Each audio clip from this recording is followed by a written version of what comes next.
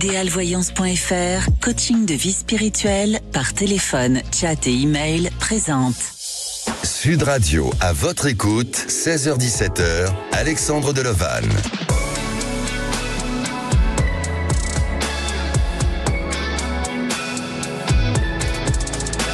Bonjour à tous, alors bienvenue dans votre émission à votre écoute jusqu'à 17h. Merci de vous confier chaque jour à l'antenne, merci pour vos messages bienveillants sur le groupe à votre écoute. Vous souhaitez participer à l'émission, c'est le 0826 300 300. La question du jour, êtes-vous une personne résiliente? Si vous avez eu cette capacité à sortir vainqueur d'une épreuve qui aurait pu être traumatisante, on peut dire de vous que vous êtes une personne résiliente. Alors ce concept de résilience en France a été principalement introduit par Boris Cyrulnik, neuropsychiatre et écrivain, et aujourd'hui on le met en pratique dans certaines thérapies. La résilience trouve ses racines dès l'enfance et en fonction de la relation parentale que vous avez pu avoir. Et si vous avez été dans une relation sécurisante, ça vous a sûrement aidé à trouver la force de s'en sortir. Dans l'émission à votre écoute, entretenir votre résilience et l'améliorer, c'est possible en appelant le standard au 0826 300 300. Nous sommes en direct live sur YouTube et aujourd'hui à la réalisation de l'émission c'est Benoît, au standard Aude et Zach. Sud Radio, à votre écoute, Alexandre Delovanne. Et avant de donner la parole à Marlène, je reprends un des messages postés sur le groupe à votre écoute sur Facebook. C'est celui de Virginie concernant l'émission sur le sujet de la gratitude. Et ça crée beaucoup de messages. En tous les cas, il y a eu des réactions concernant ce sujet-là. Et Virginie nous dit, pour moi, la gratitude, c'est, même si ça ne se passe pas toujours comme on le veut, c'est d'arriver à voir le côté positif des événements et des situations sur lesquelles on peut être confronté. C'est à vous maintenant de poster vos avis sur les témoignages de nos auditeurs ou tout simplement sur le sujet du jour aussi, sur la page à votre écoute sur Facebook. Et j'accueille notre première auditrice, Marlène. Bonjour Marlène. Bonjour Alexandre. Bienvenue sur Sud Radio. Oui, merci beaucoup de m'accueillir. Merci à vous. Alors Marlène, vous avez 47 ans, vous êtes de Viry-Châtillon dans l'Essonne et vous êtes professeure de danse. Je vais vous poser cette question du jour. Êtes-vous une résiliente dans la vie? Je pense. Oui? Je pense. Avez-vous eu des expériences à nous raconter? Oui, j'ai eu des expériences. Alors j'ai été danseuse pendant 20 ans et au début de ma carrière de danseuse, j'ai eu beaucoup de professeurs qui ne croyaient pas en moi et j'ai toujours persévéré. J'ai eu aussi dès les premières embauches qui étaient un peu des stages en entreprise, l'équivalent d'un stage en entreprise. On n'était pas payé à 100%, on était payé à 85%. Oui. J'ai eu un accident de travail, donc une fracture de fatigue. Oui. Donc certainement avec beaucoup d'entraînement successifs pour arriver à mes fins. Et dès que je commence à gagner, on va dire que j'arrive un peu dans l'apothéose, je me casse un pied et du coup j'ai travaillé sur moi et j'ai pas abandonné. Donc je me suis fait opérer, j'ai eu une greffe osseuse et j'ai jamais baissé les bras. J'ai toujours cru que c'était mon parcours de vie. Et donc je me suis accrochée à ça, je me suis donné les moyens, voilà, j'étais pas scolaire et voilà, je me suis dit moi c'est ça qui me plaît. Donc voilà, je fais ce qui me plaît. Voilà. Vous faites appel à une force à chaque fois. Oui. À une énergie en vous et une force. Oui, peut-être, oui. Mais est-ce que c'est pas aussi la foi aussi. Bien sûr, et puis Une est-ce foi. que c'est pas aussi la déformation de votre métier en étant professeur et notamment dans le sport où ça demande une certaine forme de rigueur, ça demande à aller chercher loin dans nos capacités, dans nos performances, et je crois que on sollicite un petit peu cette résilience-là, non ? Oui, on est obligé si on veut avoir les résultats qu'on souhaite obtenir. Si on a tout sans effort, c'est plus compliqué de devenir danseuse parce que dès qu'on aura un petit truc qui va pas aller, on va arrêter, on va abandonner. Bien sûr. Alors, donc voilà, pour moi, c'est ça qui m'a donné la force, c'est que j'ai vu qu'en travaillant, j'arrivais à mes fins. Exactement. Alors vous, aujourd'hui, vous êtes sanctionné par rapport à votre situation professionnelle. Racontez-nous un petit peu. Ah, ça m'est arrivé sans que je le vois venir. Ça faisait que 3 mois que j'étais dans l'entreprise. J'ai eu un entretien avec la DRH et ma directrice de conservatoire. Plus, donc ça c'était le vendredi en 8. Et le jeudi d'après, un rendez-vous pédagogique avec ma directrice d'école maternelle, parce qu'on fait des alliances. Oui. École maternelle avec ma directrice de conservatoire. Et le lendemain, j'étais suspendue. Mais pour quelle raison ? Oh là là, pour moi, c'est pas des bonnes raisons qui a été écrit et évoqué, mais pour l'instant, je suis pas sanctionnée réellement. Pour l'instant, c'est une mise à pied conservatoire, ils appellent ça. Donc, c'est une mise à pied où je conserve mon salaire, mais ils vont entamer un collège de discipline pour pouvoir me sanctionner. Et j'aurai le droit de me défendre. Donc, qu'est-ce qui s'est passé réellement ? Qu'est-ce qui s'est passé réellement, Marlène ? Là, je bug. Vous buguez. Je bug parce que bon, même s'il y a, il y a toujours il y a des enfants qui peuvent dire oui, elle m'a parlé comme ça, mais ça reste. C'est pas ça qui va virer quelqu'un. C'est lié à une attitude, à un comportement ? Je sais pas. Alors, je sais que la DRH. Non, c'est ça le problème, c'est que je suis dans le flou artistique, comme on dit, parce que c'est pas la DRH qui m'a choisi, et je pense que la DRH m'aurait pas choisi. Vous devez c'est faire le maire preuve. Qui m'a choisi. Oui, vous devez faire preuve un peu de résilience là, pour arriver à affronter les choses. Je fais. Alors déjà, je vous appelle, donc ça veut dire que je les affronte pas toute seule déjà. J'ai quand même des doutes. Oui. Alors je me dis que peut-être je me perçois pas comme je suis, ou je me perçois pas comme je pense être perçue. Peut-être que je suis pas perçue comme je le suis à l'intérieur. Et peut-être qu'il y a des gens qui pourraient mal m'interpréter. Alors, moi, de ce que je ressens, et je vais répondre donc à votre question, parce que j'imagine que vous voulez savoir comment ça va évoluer et s'il y a sanction, quel est le genre de sanction que vous allez avoir. Oui. Et alors, il faut que je me batte ou pas. Je pense que c'est un peu sévère sur vous, mais peut-être qu'effectivement, il y a eu des consignes qui ont été données dès le départ et qui n'ont peut-être pas été respectées. Alors, vous le voyez pas d'une manière, je dirais, négative, ou en tous les cas d'avoir fait une réelle faute, mais eux, de leur point de vue et en fonction peut-être de la déontologie professionnelle, il y a eu quelque chose sur lequel vous vous êtes autorisé et sur lesquels vous ne deviez pas vous autoriser. Je sens une petite sanction pour vous, mais je ne sens pas une pénalité à tel point de vous sortir du jeu ou vous amener à un licenciement, même si je ne sais pas si vous pouvez être licencié, mais en tous les cas, je sens que ça va s'apaiser, que ça va se calmer, mais il y a quand même un avertissement sur vous qui semble se mettre en place. Et puis, il y a une femme, vous êtes amené à être convoqué par une femme avec qui il y aura une discussion.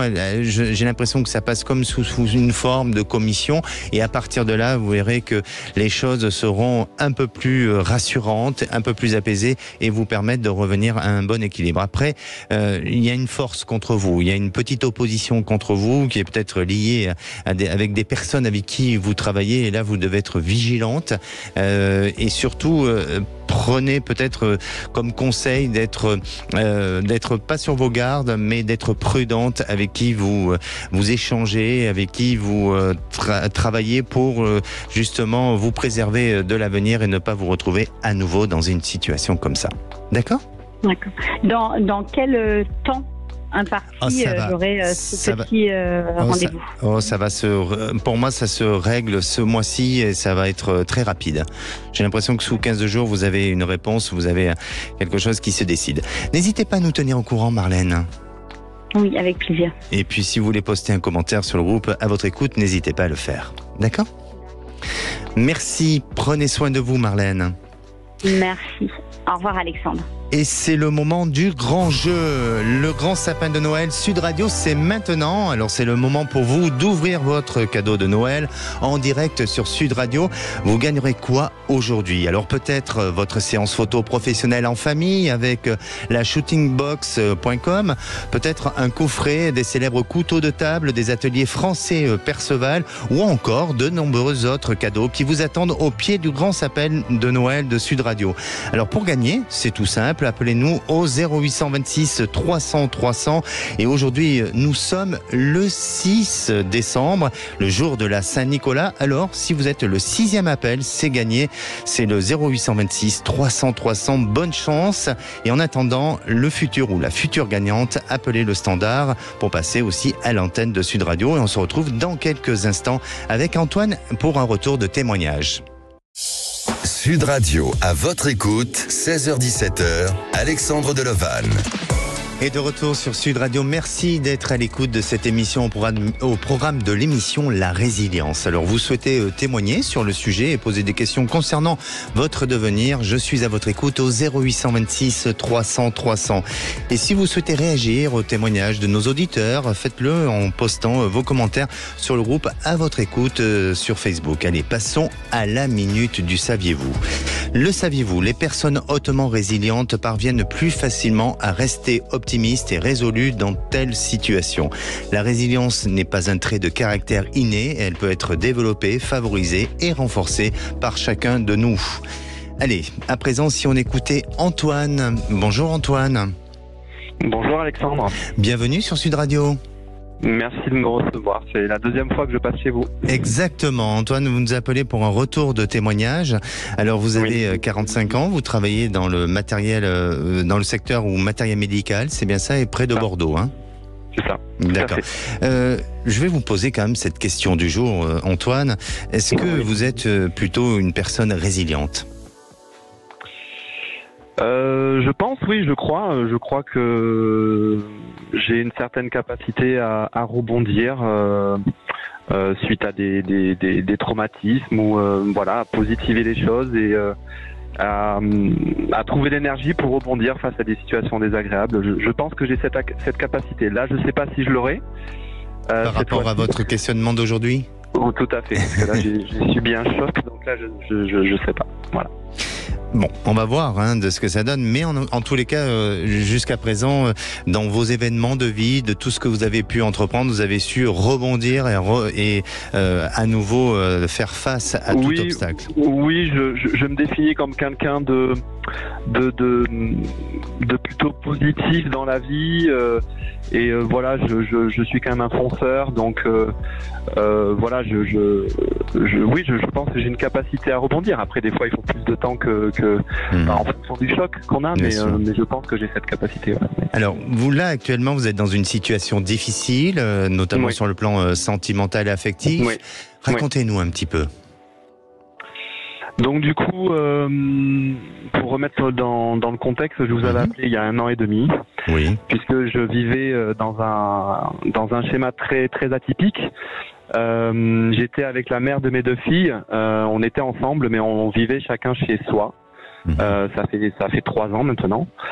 On a chacun notre maison, on est ensemble et on a un schéma à la semaine de parents séparés. On a un turnover avec. Par contre, on a une garde avec les filles et on se voyait tout le temps, les week-ends, les vacances, tout ça, etc. Donc on avait ce schéma-là qui s'était installé pendant 3 ans. D'accord. Depuis 3 ans. Et donc voilà, donc là ce qui s'est passé, c'est tout récent, ça s'est passé samedi matin. Du coup les filles dorment, ce week-end-là, les filles dormaient chez moi.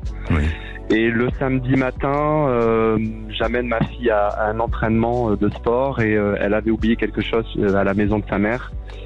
Et en arrivant du coup à la maison de sa mère, j'ai découvert donc un homme dans son lit. Ah. D'accord. Voilà. Alors, donc ça a été la douche froide, le choc. J'imagine bien, effectivement, d'où le traumatisme. Antoine, quand vous avez appelé il y a 1 an et demi, qu'est-ce que j'ai pu vous dire à cette période-là? En gros, vous m'avez fait comprendre que la situation n'allait pas forcément évoluer. D'accord. Qu'il fallait que je me protège, que je fasse pas attention, mais il fallait que voilà, que je me protège face à cette situation et ce schéma-là. D'accord. C'est ce qui s'est passé un petit peu, non ? En termes d'évolution, il n'y a pas eu une grande évolution depuis. Non, je vous ai eu il y a 1 an et demi et depuis ça n'a pas évolué. Non. Alors, comment on peut réagir quand on se retrouve dans ce cas de figure comme le vôtre où malheureusement vous trouvez votre, je ne sais pas si c'est votre ex-compagne ou votre future ex-compagne. Là maintenant, oui. Oui, voilà, avec dans les bras d'un homme et dans votre lit. C'était votre lit conjugal auparavant ? Non, c'est un autre. D'accord, un autre endroit. Mais quelle a été votre réaction et aujourd'hui, quelle est votre prise de décision ? Ma prise de décision, en fait, bizarrement, je ne sais pas comment me positionner. Donc voilà, j'aimerais bien que vous me dites ce qui va se passer un peu par la suite. Et ma réaction sur le moment, ça a été surtout de protéger parce que j'avais mes filles avec moi. Donc ça a été de protéger mes filles et éviter de scandale et de partir comme ça et de pas faire de scandale et de protéger mes filles, quoi. Bon, vous avez ça a été vraiment un gros choc. Vraiment. Bien sûr, j'imagine, et vous avez eu quand même une bonne réaction. Je crois que là, je vais vous donner peut-être un conseil, mais après, je vais bien sûr vous dire de ce que je ressens par rapport à votre situation. C'est que ce qui est le plus important aujourd'hui, c'est de ne pas ignorer et de ne pas être dans le déni par rapport à ce qui s'est passé et ce qui se passe. Donc, ce qui est important, c'est de discuter avec votre compagne et d'exposer les faits pour que vous puissiez ensemble prendre une décision définitive. C'est-à-dire que vous ne pouvez plus rester dans cette situation-là de vie chacun chez soi ou de semblant. Il faut peut-être ouvrir les yeux sur une situation. Et est-ce que c'est pas vous qui, jusqu'à présent, n'a pas voulu ouvrir les yeux sur la situation et que vous avez accepté et vous avez intégré les choses? Donc, je veux pas dire que tout est de sa faute et tout est de votre faute, mais peut-être qu'il faut équilibrer et vous avez malheureusement été surpris par ce genre d'événement, mais est-ce que vous ne l'avez pas provoqué aussi en supportant et en acceptant tous ces mois à vivre ce genre de situation?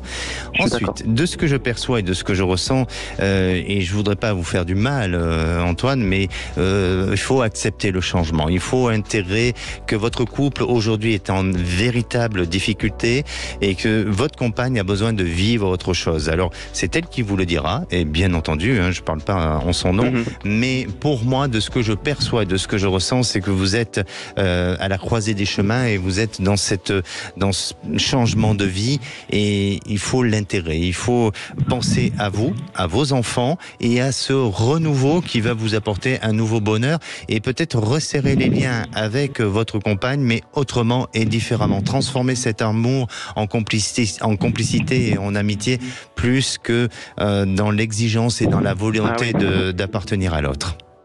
Ça, c'est mon point de vue de ce que je ressens pour vous. Et du coup, parce qu'on est souvent curieux face à ce genre de situation.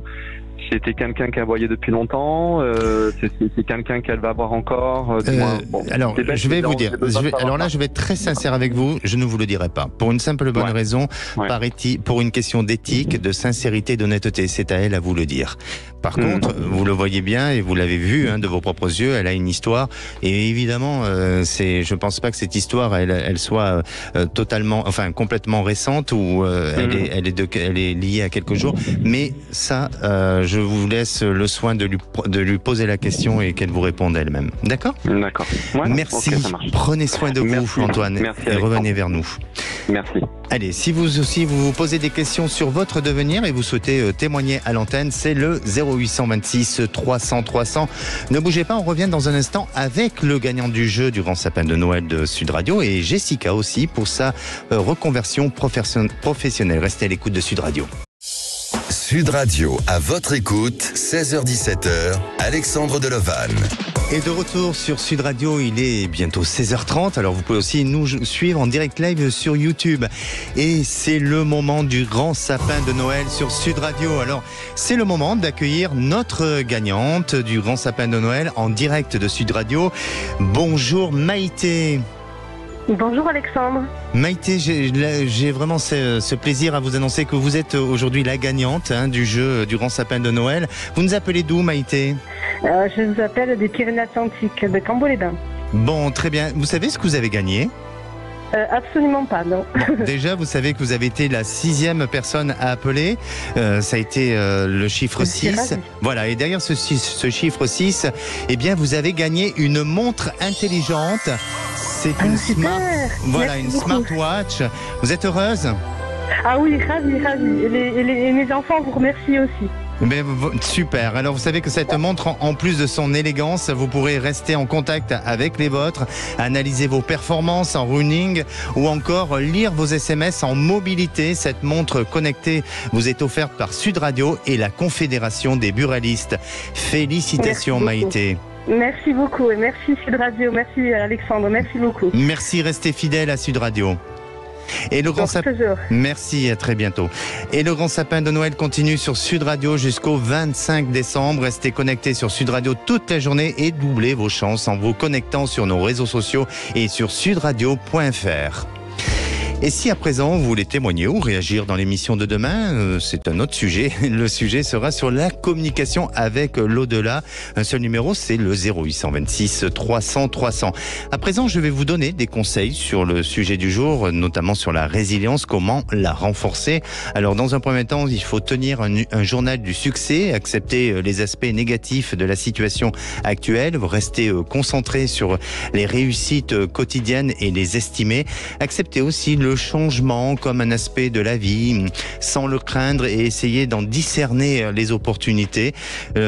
Soyez dans le bien-être physique, prenez soin de votre corps, faites du sport, détendez-vous régulièrement, veillez à dormir suffisamment et avoir confiance en son efficacité personnelle est important en prenant aussi les bonnes décisions. Renforcez votre estime personnelle parce que les personnes ayant une faible résilience tombent souvent dans le rôle de la victime et se sentent impuissantes et désarmées. Et à présent, j'accueille Jessica. Bonjour Jessica. Bonjour Alexandre, merci. Bienvenue sur Sud Radio. Merci beaucoup. Merci à vous. Alors Jessica, vous avez 41 ans, vous êtes de Dax dans les Landes et je vais vous poser cette question du jour. Êtes-vous une personne résiliente ? A priori, oui. Au regard de certaines personnes, oui. J'aime bien le a priori. C'est difficile de se définir. C'est vrai. Le regard des autres en dit souvent plus que ce qu'on pense de nous. Vous n'osez pas vous juger ? C'est un grand travail d'introspection quand même. Oui. Demander aux autres ce qu'on dégage nous permet des fois des réajustements, de se voir réellement ce qu'on dégage ou ce qu'on souhaiterait mais qu'on n'arrive pas réellement à mettre en place. D'accord, mais si vous devez faire un bilan aujourd'hui sur des expériences qui ont été vécues difficilement avec des obstacles, avec je dirais des contraintes et des difficultés où il a fallu s'acharner, avoir de la persévérance, est-ce que vous avez le sentiment d'avoir bien réussi ou est-ce que vous êtes une personne qui a tendance à baisser les bras ? Non, je baisse pas les bras. Je sais qu'à chaque épreuve, à chaque expérience, on va pas y être épreuve, à chaque expérience, il y a toujours quelque chose de positif. D'accord. Qui peut en être. Et quelle est la force ou l'énergie que vous allez puiser en vous pour arriver à dépasser ça ? L'acceptation et la foi, on va dire. C'est bien. Ça nous épuise un peu moins, on va dire, physiquement et émotionnellement. Et puis après, avoir la foi, autant en soi bien sûr. qu'en l'univers. Bien savoir sûr. que quand on fait les bons choix, tout se met en place. C'est de croire en soi et en son potentiel. Mais j'aime bien l'idée de dire d'être dans cette notion d'acceptation et de foi pour avancer dans la vie et de rester face à cette trajectoire, bien sûr, si tout ça est bien identifié et que ça vous est favorable dans la réalisation future. Jessica, racontez-nous un petit peu votre histoire. Justement, face à beaucoup d'événements de cette année surtout, ce début d'année, beaucoup de prise de conscience. Alors moi, je suis auto-entrepreneur, je suis à mon compte, je travaille avec les animaux en gardiennage depuis 3 ans. C'est ma passion. J'ai investi beaucoup en temps, financièrement, en énergie. Et avec tous les événements de cette année, beaucoup de prise de conscience et je cherche une reconversion professionnelle plus avec les enfants. Et garder aussi ma pension féline qui est en plein potentiel pendant les vacances scolaires, forcément. Hein. Et ça me permettrait de concilier ma vie avec mes enfants, pouvoir partir en vacances, tout ce que j'aime aussi. Et je voulais savoir si je me dirigeais sur les bonnes choses ou si je devais penser à autre chose. D'accord. Voilà. Alors... travailler dans les milieux scolaires, avec les périodes scolaires, je pourrais autant profiter de mes enfants et être à l'abri financièrement tous les mois aussi, et aussi continuer à faire tourner ma pension féline qui est ma passion. D'accord. Alors vous avez une pension féline depuis combien de temps? 2020. Depuis 2020. On a ouvert au confinement malheureusement. Oui. Voilà. Mais bon, depuis ça. Et vous acceptez toutes sortes de félins? Les chats. Oui, mais toutes sortes de races de chats. Vous n'avez pas une spécificité, non? Non, pas plus. Non, pas après. Beaucoup d'animaux. Les panthères, les tigres, non? Non. non, j'ai pas assez de viande, j'ai pas assez. Bon, très bien. Et vous avez une capacité de combien en termes de pension? 7 chambres. 7 chambres où je peux y mettre 3 chats par chambre. Bon, très bien. Ça se passe bien? Tout à fait. Oui. Moi, j'en suis satisfaite. Mes clients aussi, vu qu'ils reviennent a priori, donc c'est que ça a plutôt l'air de... Bien sûr. Et la difficulté aujourd'hui, c'est ce manque de temps. C'est-à-dire que ça vous prend beaucoup, et ce qui est normal. Hein, ce sont des animaux, ils ont besoin de manger, d'avoir de l'attention sur eux tous les jours. Et aujourd'hui, vous avez envie de changer, d'organiser votre vie autrement et différemment. Voilà. Alors, pourquoi... Il y a plus de place avec mes enfants aussi, à moi, pas que dans le contexte du travail. Parce que vu que c'est chez moi, on va dire que je me suis construit une prison dorée, mais au final, je profite. Je vois mes enfants tous les jours, mais je profite pas d'eux. En fait, c'est tout le temps, maman, elle a pas le temps, elle travaille, je dois faire ceci, Et voilà, avoir quelque chose de plus régulier pour pouvoir avoir mes temps vraiment de pause juste pour mes enfants. Bien sûr. Alors, donc vous voulez aller vers cette reconversion sur la petite enfance.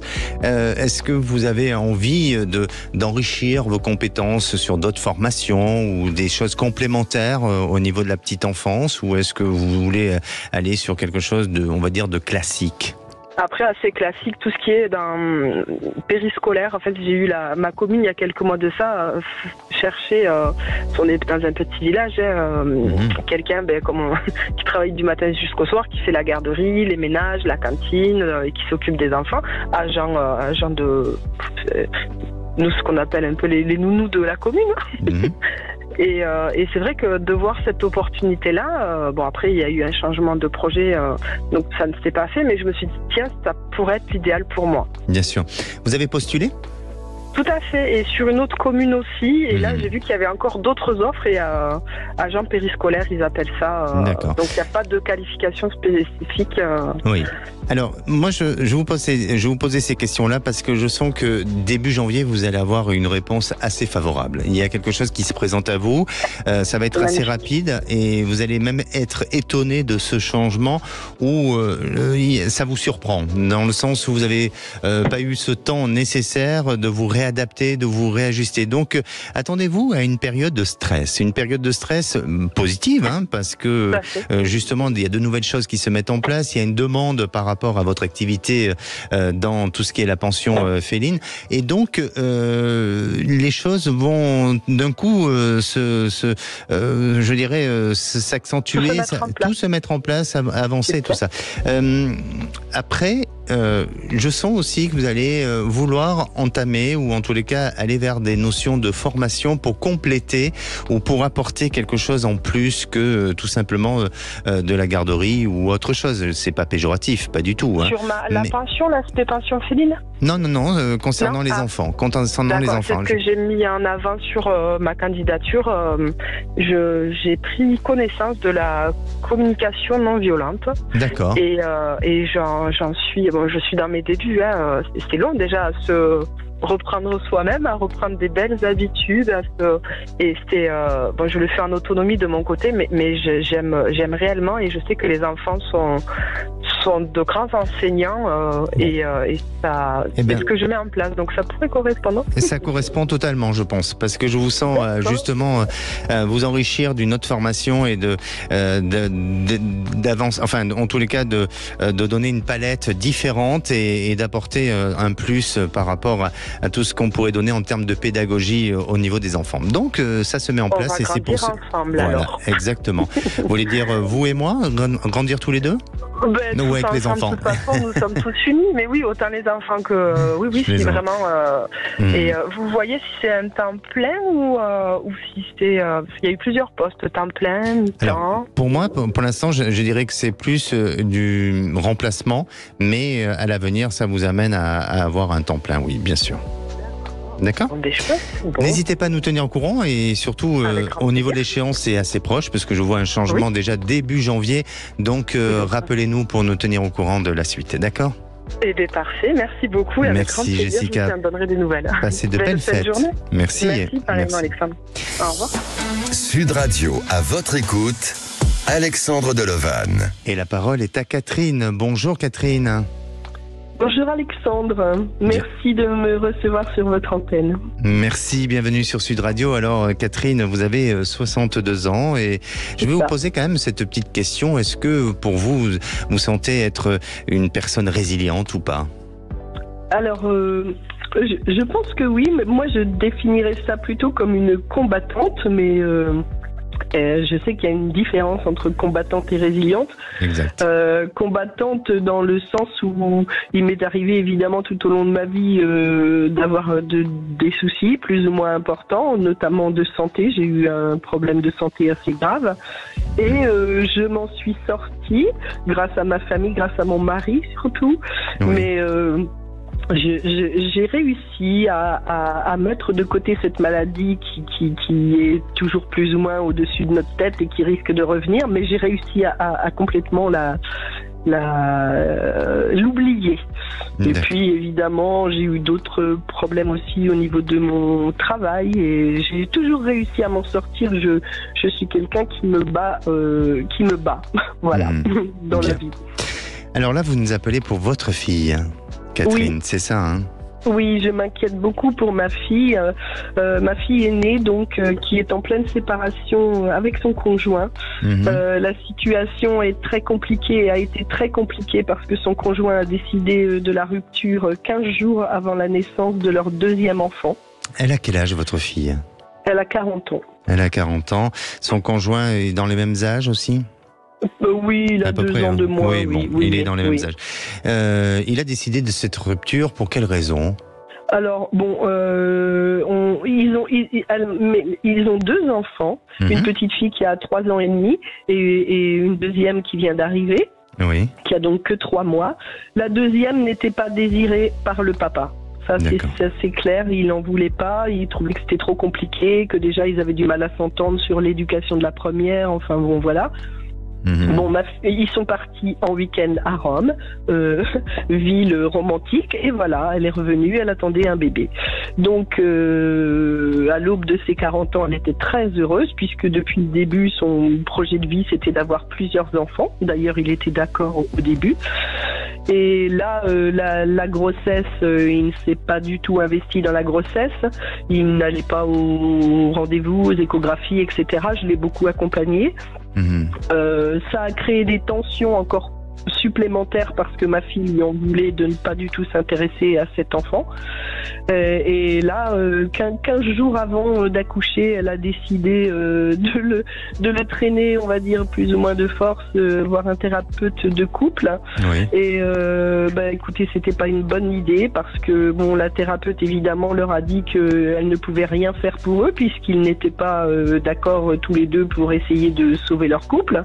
Et lui, il a pris ça pour argent comptant et quand ils sont sortis, il lui a dit écoute, tu vois, même la thérapeute, elle peut rien faire pour nous, c'est fini. Voilà. Oui, c'est dur, c'est dur. Oui, parce que les 15 derniers jours de la grossesse ont été très compliqués, elle pleurait beaucoup, enfin bon, voilà. Elle est venue à la maison, on a fait ce qu'on pouvait. J'ai assisté à l'accouchement pour ne pas qu'elle soit seule. Enfin bon, c'était vraiment très très glauque, très compliqué. Et aujourd'hui, donc, elle est rentrée de la maternité. À peine quelques jours après son retour de maternité, il avait déjà fait venir des agents immobiliers pour évaluer la maison. Enfin bon, tout s'est enchaîné très très rapidement. Ma fille ne veut pas partir de la maison pour ses filles, pour elle-même. Elle n'a pas eu le temps de se retourner. Elle vient de reprendre seulement son travail il y a quelques semaines. Alors, pardonnez-moi parce qu'on est pris un peu par le temps et je vais vous répondre. Effectivement, hein, je sens que c'est pas du non-retour, mais je sens que la situation est compliquée dans leur relation à tous les deux. Et malheureusement, il va falloir que votre fille accepte qu'à un moment donné, elle est face à une séparation et à une rupture. Il faut qu'elle l'intègre. Elle n'a pas le choix, même si elle a un sentiment d'abandon, hein, parce que il y a l'arrivée de cet enfant et en plus le papa s'en va. Donc c'est compliqué, c'est dur, mais je la sens soutenue avec justement sa famille, donc vous, et il y a un soutien qui est là et qui va lui permettre de rebondir et de repartir. Et puis aussi, en tant que maman, elle n'a pas le droit de se laisser aller, en tous les cas de ce que je ressens pour elle. Donc elle va se battre, elle va combattre justement ce chagrin, cette difficulté, cette rupture sentimentale. Et puis en ce qui concerne cet homme, je le sens dépassé par plein de choses. À la fois la peur de l'engagement à nouveau d'une famille qui s'agrandit, et puis je ne sais pas si il n'est pas perturbé par un entourage extérieur, une influence extérieure. Vous voyez, il y a des choses qui semblent être un peu pas nébuleux, mais un peu confus dans son esprit, et c'est ce qui pourra expliquer plus tard la raison pour laquelle aujourd'hui il a décidé de cette rupture. N'hésitez pas à nous tenir au courant, Catherine. Alors moi, ma question quand même, c'était est-ce qu'elle va pouvoir rester dans sa maison ? Oui. Oui, elle va rester dans sa maison ? Je la sens. Oui, je sens qu'autour d'elle, ça fait cohésion et qu'on fait tout en sorte qu'elle puisse ne pas être déstabilisée et sortie du contexte dans lequel elle est. Donc pour moi, c'est oui. Financièrement, elle aura pas. Financièrement, ça va être dur, mais elle va y arriver. N'hésitez pas, parce qu'on doit rendre bientôt l'antenne. Merci. Oui, bien sûr. Prenez soin de vous et de bonnes fêtes malgré tout. D'accord ? Et si vous aussi, vous avez besoin de mon ressenti et d'être accompagné dans votre évolution de vie, n'hésitez pas à appeler le 0826 300 300. On se retrouve dans quelques minutes avec Lola qui est en plein burn-out. Ne bougez pas.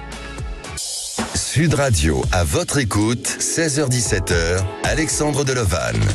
Et de retour sur Sud Radio pour cette dernière partie avant de retrouver Les Vraies Voix présentées par Philippe David et Cécile de Minibus. Alors il vous reste encore quelques minutes pour passer à l'antenne de Sud Radio.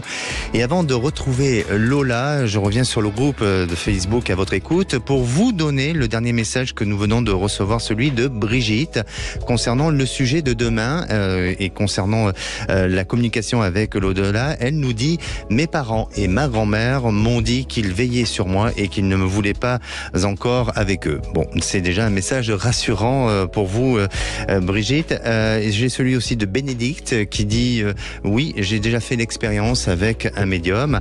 Alors, en tous les cas, vous aurez toutes vos réponses demain avec notre experte Christelle Cronier qui répondra à vos interrogations. Et la parole est à Lola. Bonjour Lola. Bonjour Alexandre. Merci de votre fidélité à Sud Radio. Oh, j'adore votre émission et votre voix posée, rassurante. Merci Lola. Alors vous avez 57 ans, vous êtes de Cahors et vous êtes comptable, c'est bien ça ? Tout à fait. Je vais vous poser cette question. Est-ce que vous êtes une personne résiliente dans la vie ? Alors je l'ai été. Oui. J'ai fait preuve vraiment de résilience dans mon travail.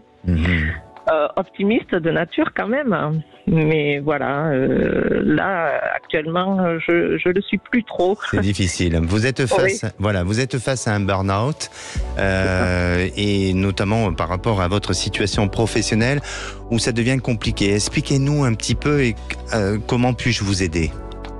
Alors, en fait, ça a débuté en gros il y a 1 an où l'ambiance professionnelle était pas top et j'ai été trahie, quoi. En gros, suite à ça, je pense qu'il y a de l'usure, du surmenage, et puis le climat économique anxiogène aussi, voilà, tout ça. Bien sûr. Et en fait, l'épuisement a altéré mes facultés, à faire face, et mon corps a dit stop. Stop, exactement. Et voilà, et d'où mon appel. Voilà, et vous êtes en arrêt de maladie aujourd'hui? C'est ça. Et quel est votre questionnement? Écoutez, j'ai 57 ans. Moi, je voudrais en fait savoir comment je vais terminer ma carrière, quoi.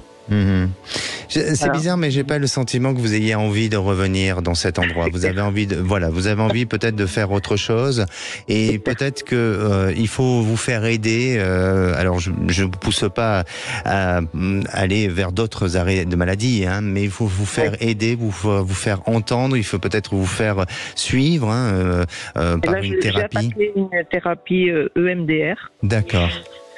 Donc ça porte ses fruits puisque je pleure plus quand j'en parle, donc c'est déjà ça. Ce sont des bonnes techniques et effectivement une bonne thérapie, et je sens que vous allez aller mieux, mais par contre il y a une négociation avec l'entreprise pour peut-être aller vers une rupture conventionnelle. Il y a quelque chose qui pourrait se décider. Est-ce que vous avez envie de ça? Mais la rupture conventionnelle, j'y avais pensé, elle a été refusée. Ah. Donc maintenant, soit c'est de l'inaptitude ou une vente du cabinet, je sais pas. Ouais, c'est bizarre, mais je sens que la rupture conventionnelle peut être à nouveau un sujet d'actualité, et il y a quelque chose qui pourra se décider à partir de ce printemps 2024. Mais en attendant, il faut résister, il faut tenir, et puis il faut vous faire accompagner et prendre ce temps nécessaire pour réfléchir sur soi et rester dans cette volonté de changer les choses, parce que vous êtes à la fin d'un cycle, vous êtes à la fin d'une période, et pour moi, je ne vois pas une grande évolution au sein de la structure dans laquelle vous êtes. Mais vous verrez que vous allez avoir, pour moi, une rupture conventionnelle. Je le ressens de cette manière-là. D'accord ? D'accord. Okay. N'hésitez pas à nous tenir au courant, Lola. Je vous remercie. Merci à vous. Prenez soin de vous. Merci, au revoir. Et pour conclure, je dirais ce que nous ne pouvons pas contrôler renforce notre résilience. Allez, on se retrouve demain. On parlera de la communication avec l'au-delà. J'aurai comme invité Christelle Cronier avec nous. N'hésitez pas à porter vos témoignages et à communiquer sur le groupe À votre écoute sur Facebook. On vous répondra à l'antenne. Passez une belle fin de journée et prenez soin de vous. Et la place se trouve Vraie Voix. Bonsoir Philippe David. Bonsoir Alexandre Delovan. Le menu des Vraies Voix. À 17h30, il est 16h55, dans 5 minutes commence à l'Assemblée nationale l'audition de Claude Évin et de Patrick Stefanini sur l'aide médicale d'État. On vous pose cette question: faut-il supprimer l'aide médicale d'État aux personnes sous OQTF, obligation de quitter le territoire français? Vaste programme, c'est a priori à l'étude. Et vous, qu'est-ce que vous en pensez? Il faut supprimer l'aide médicale pour les personnes sous OQTF ou pour tout le monde, ou la maintenir telle qu'elle, ou l'adapter? Venez nous donner votre avis au 0826 300 300. À 18h37, Crépol, de nouvelles versions ressortent dans Le Parisien. Et on a l'impression que les faits ne sont pas les mêmes selon qu'on écoute un camp politique ou un autre, selon qu'on lise un média ou un autre. Et on vous pose cette question: Crépol, est-on dans une manipulation de l'information? Parce qu'il y a Rix ou il n'y a pas Rix, il y a cri raciste contre les Blancs ou contre les Maghrébins. Bref, qu'est-ce qui s'est passé à Crépol? Et on a l'impression qu'il y a plusieurs vérités alors que théoriquement il n'y en a qu'une. Alors est-ce que vous avez le sentiment d'être dans une manipulation de l'info, dans quelque sens que ce soit? Venez nous le dire au 0826 300 300. Nos vraies voix du jour: Philippe Bilger, Olivier D'Artigol et Jean Garrigue. Bonne émission.